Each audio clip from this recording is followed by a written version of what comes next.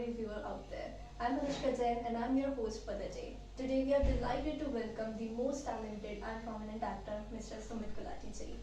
Sumit ji has a prominent touch in both Hindi and Punjabi films. We all know him from his spectacular roles in Baghi, Bag Milkha Bag, Talwar and many more. Welcome to our show. Thank you so much. Shukriya. Okay, so Sunji, my first question will be like your career started with your role in Bhag Milkha Bhag. So what were your feelings? What were your feelings working in the like in a movie based on the life of legendary sports person Milkha Singh and getting a chance to work with many other talented actors like Farhan Akhtar, Divya ji and Prakash ji, etc. Feelings तो बस बहुत अच्छी थी जब select हुए, बहुत खुश थे। पहली बार जब कॉल आया था तो मुझे याद है कि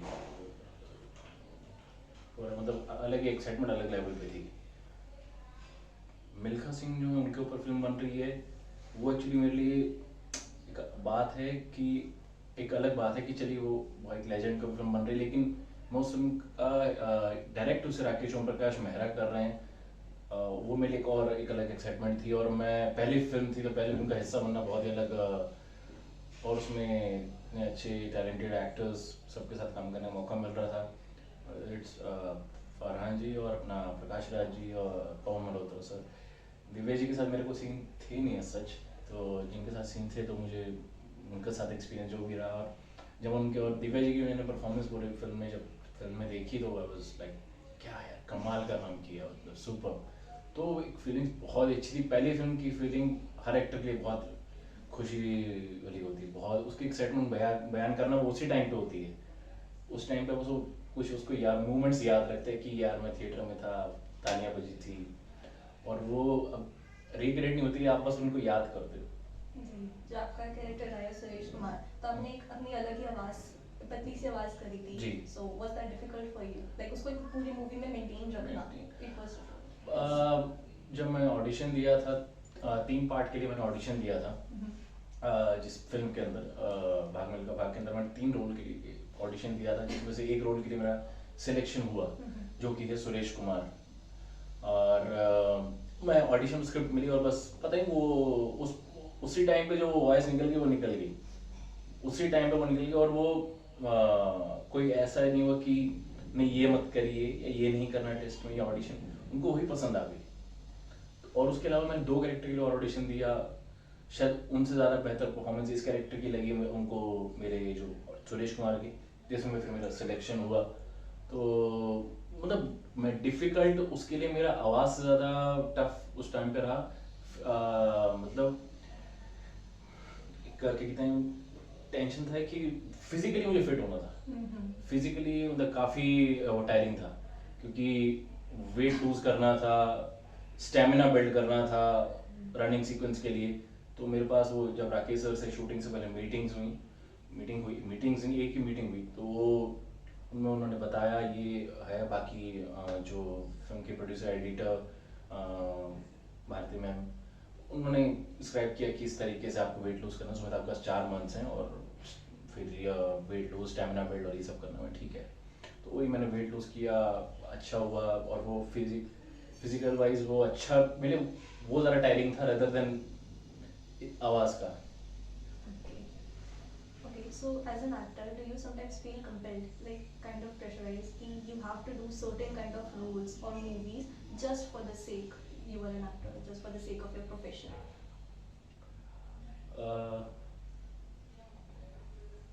सवाल जो है बड़ा वो है कि क्या जवाब दूँ। कंपेल नहीं, ये होता है कि फिल्म हर तरीके से करता है एक्टर, कुछ पैसों के लिए करता है, कुछ नाम के लिए करता है, कुछ कैरेक्टर्स को देखकर करता है, दोनों चीज़ें होती हैं। अब ये है कोई आपको कई बार एक्टर्स होते हैं कि उनको कैरेक्टर ठीक लगता है, खास नहीं लगता, लेकिन पैसा बहुत अच्छा मिलता है, तो वहाँ पर वो फिर अपना एक्टर का कि यार मैं ये करूँगा, फिर वहाँ पर भूल के वो सब चीज़ें अपना करना पड़ता है कि यार ईमान थोड़ी देर के लिए अपना मारना पड़ता है। तो क्योंकि उस टाइम को आपका जो चीज़ मांग, वो आपको लगता है कि ये चीज़ मैं पहले कर चुका हूँ, लेकिन कोई बात नहीं, आपको अगर वो आपको देख रहे हैं इस तरीके से, आपको क्योंकि यहाँ पर अपॉर्चुनिटी मिलना ही बहुत टफ होता है, बहुत बड़ा टास्क होता है आपको। अगर आपको शुरुआत करने में भी 20 या 30 सेकंड या 1 मिनट के रोल के लिए भी आपको पार्ट करना है, तो वो जो कर रहा है इस इंडस्ट्री में सर्वाइव कर, जिन्होंने स्टार्टिंग करी है और कहाँ तक पहुँचे, उनको पता है कितना सारा टफ है।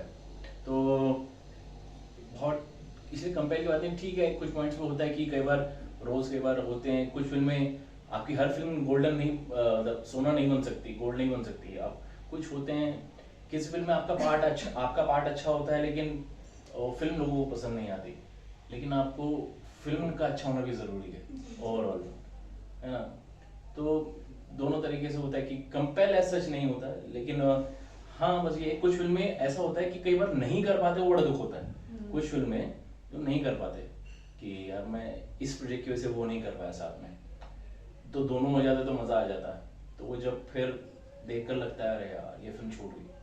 तो आपने कभी ऐसे एक्सपीरियंस किया कि आपको 2 फिल्म एक साथ शूट करनी हो? हाँ तो वो जिसकी डेट मैनेजेबल्स होती हैं, मैनेज कर लेता हूँ, मैनेज होती हैं, वो डेट मैनेज कर लेते हैं। जिसकी डेट मैंने बिल्कुल एक साथ सेम डे पे दोनों क्लैश कर रही हैं, तो वो फिर एक प्रोजेक्ट छोड़ना पड़ता है। सो इसमें डायरेक्टर्स अंडरस्टैंडिंग होते हैं कि लाइक ओके मेरे एक्टर को उस दूसरी मूवी में भी काम करना है, can change my dates according to that? Directors until unless आप स्टार नहीं है तब तक आपके ऊपर वो डेट्स का नहीं अंडरस्टैंडिंग, आप बहुत रेयर ही आपके लिए मैनेज करेंगे अंटिल अनलेस, क्योंकि आप उसकी डेट, स्टार्स की डेट्स की वजह से आपको डेट दी गई है। तो आपके पीछे डेट शायद ही चेंज होगी अंटिल अनलेस आप बहुत, या तो आप शूट कर चुके हो फिल्म आदि, ठीक है, और बहुत मेजर कोई ऐसी इशू आ गया, प्रॉब्लम आ गया कि आपको आप इस डेट पे सडनली कुछ अवेलेबल नहीं, तो किसी वजह से फिर आपको वो सीन बाद में किया जा सकता है। लेकिन कई बार होता है कि आप 2 प्रोजेक्ट्स बहुत अच्छे आते हैं और दोनों की डेट साथ में क्लैश करती हैं और आपको एक प्रोजेक्ट तैयार करना पड़ता है। तो ये that will be a very difficult situation. हाँ होती है, आप उस पर दिल पे पत्थर रख के काम करना है, तो क्या करें, part of the life, part of the game. True true. So आपकी हिंदी सिनेमा में जर्नी तो काफ़ी अच्छी रही है, आपके सारे कैरेक्टर्स को ऑडियंस काफ़ी प्यार, काफ़ी रिस्पेक्ट मिली है। जी। पर्सनली आपका कौन सा फेवरेट कैरेक्टर है आपका, या कोई मूवी आपकी जो आपने करी हो आपकी फेवरेट रही हो?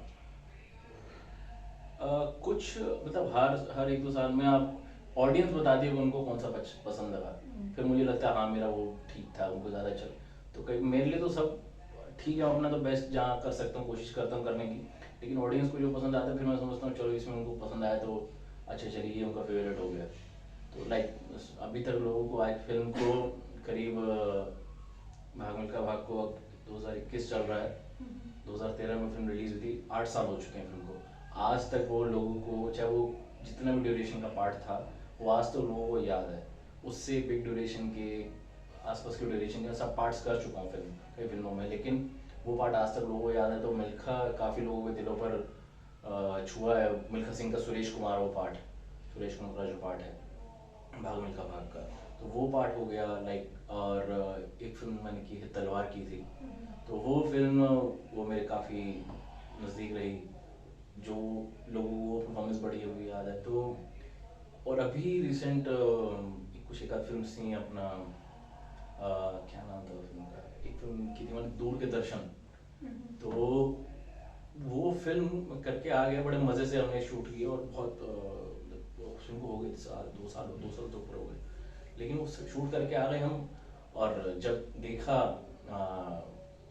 रिस्पॉन्स मैंने, क्योंकि वो फिल्म जब नेटफ्लिक्स अमेजोन इन सब जगह पर आई और उसके मुझे मैसेजेस आज तक आते हैं उस फिल्म का, मिल्खा के तो चलो मिलते हैं लोग पहलते हैं, और दूर के दर्शन का आज, लेकिन उस फिल्म का क्योंकि उस फिल्म का एक प्रोड्यूसर जो थे वो फर्स्ट टाइम प्रोड्यूसर थे, और उस फिल्म को मैंने एक्सपेक्ट नहीं किया था ऐसा रिस्पॉन्स मिलेगा। तो कौन सी फिल्म आपके लिए कब आपके जीवन में क्या सहयोग करेगी या क्या आपके लिए प्लस आपके करियर में क्या योगदान करेगी आपको नहीं पता।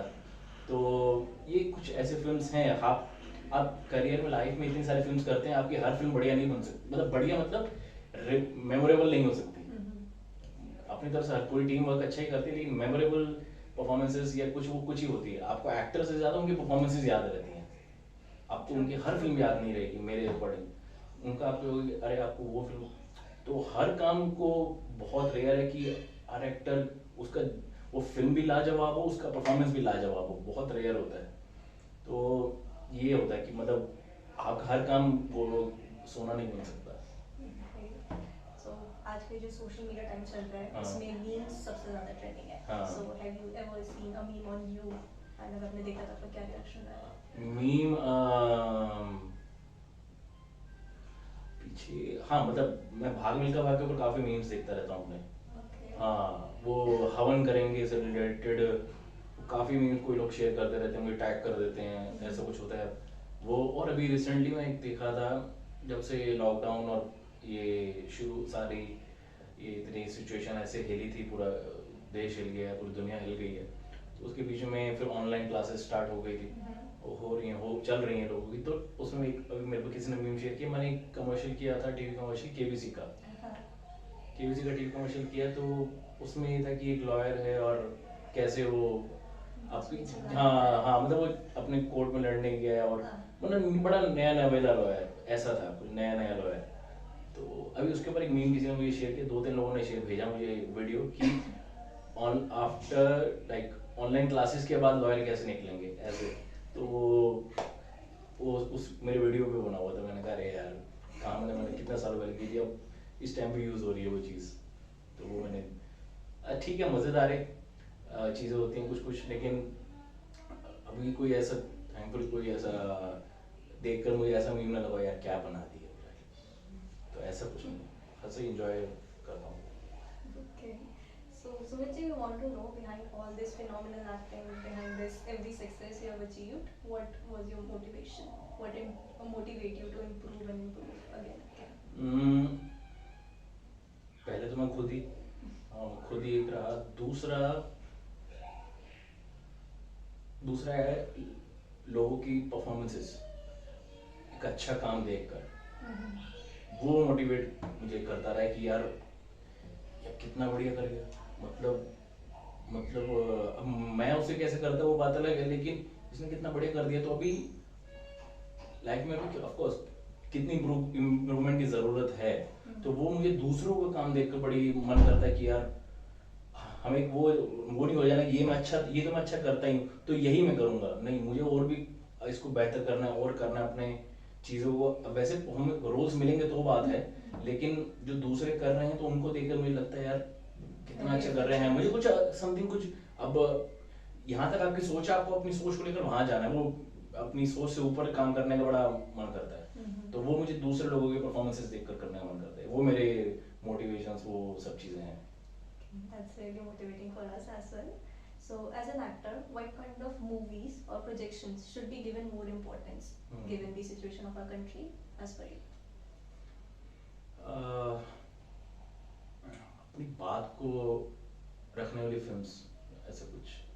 Okay, जो हमें different चीजों की importance बताए, हाँ मतलब reality दिखाए। रियलिटी फैंटेसीज में जीना, हमारे आज इतने सालों से जब से आज़ाद हुए आज टाइम हम फैंटेसीज में जीते रहे हैं, एंड तो फैंटेसीज को वो तोड़ना कि रियलिटी, हमें प्रॉब्लम ये है इंसान को रियलिटी देखने में बड़ी दिक्कत होती है।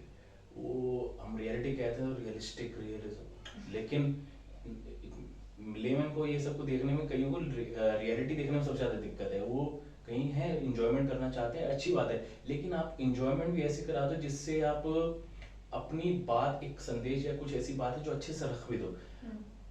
आप ये है कि अगर उस 2-2.5 घंटे में अगर आपने क्या नाम है, आप चलो मैं कह रहा हूँ एंटरटेनमेंट करो, तो एंटरटेनमेंट के नाम पर आप क्या कर रहे हो, किसी को हंसा रहे हो, किसी को डरा रहे हो, तो वो अच्छे से करो, ठीक है, ये चीज़ हो गई। दूसरा ये कि कुछ ऐसा हो जो देखने, अब जनरेशन आगे बढ़ रही हैं, वो अब उनके लिए पूरा सिनेमा खुल चुका है। पहले सिनेमा था बहुत लिमिटेड था, वर्ल्ड सिनेमा अब खुल गया है, इंटरनेट आ गया है, सब चीज़ें हैं।